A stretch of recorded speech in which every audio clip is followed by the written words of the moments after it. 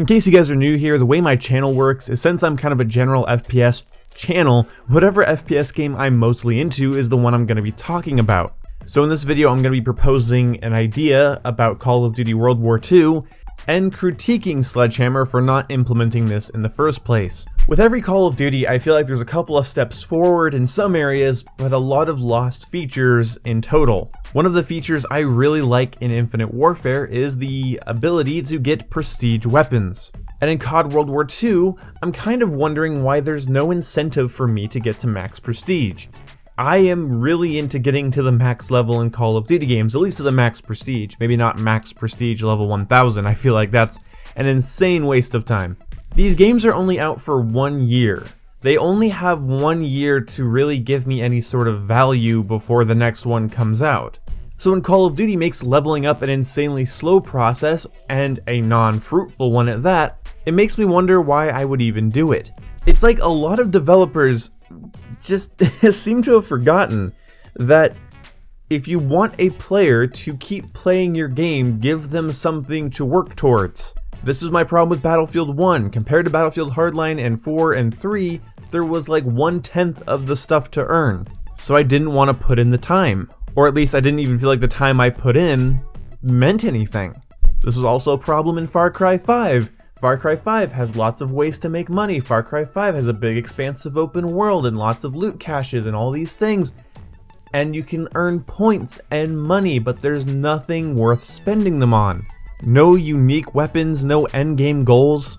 It destroys a game in my opinion. It really hampers my enjoyment of it at least. If you want me to spend hour after hour on a video game, the video game has to provide me with rewards. The fact that Call of Duty World War II has like 20 DLC guns now before the summer and not one tangible reward for prestiging is kind of a sad sign as to where most AAA FPS games are going. Endgame content, endgame goals are important.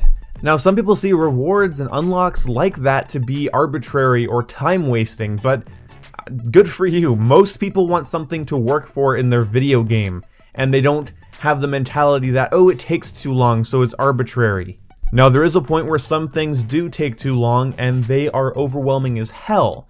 Like, for instance, if I wanted to get all the DLC guns in COD World War II, the amount of playtime I would have to put in would take over large portions of my life.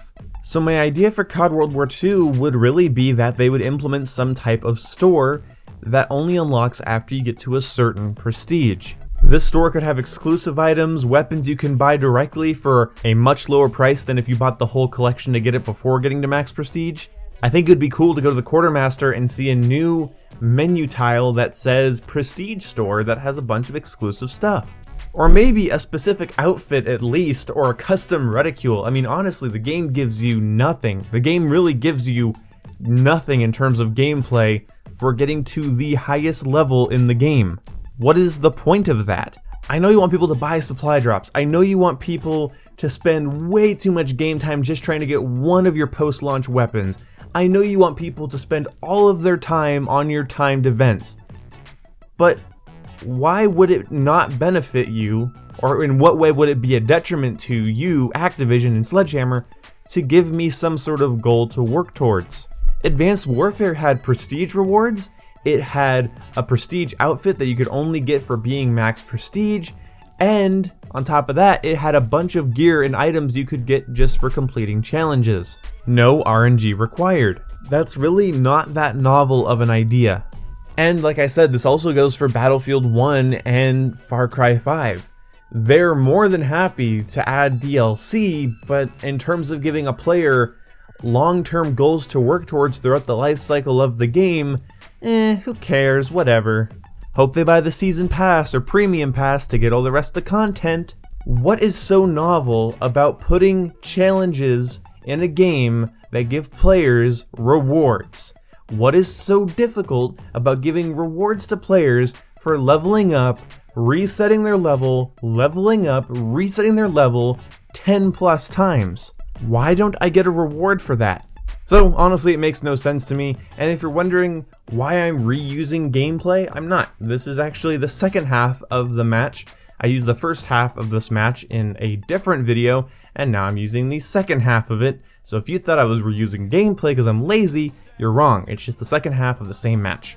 Anyway, let me know what you guys think. What rewards would you like to see? Do you like the prestige store idea? Let me know down below. I'll see you when I see you. Goodbye.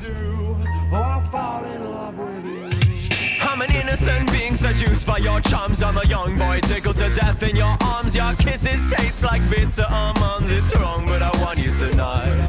An addiction pulling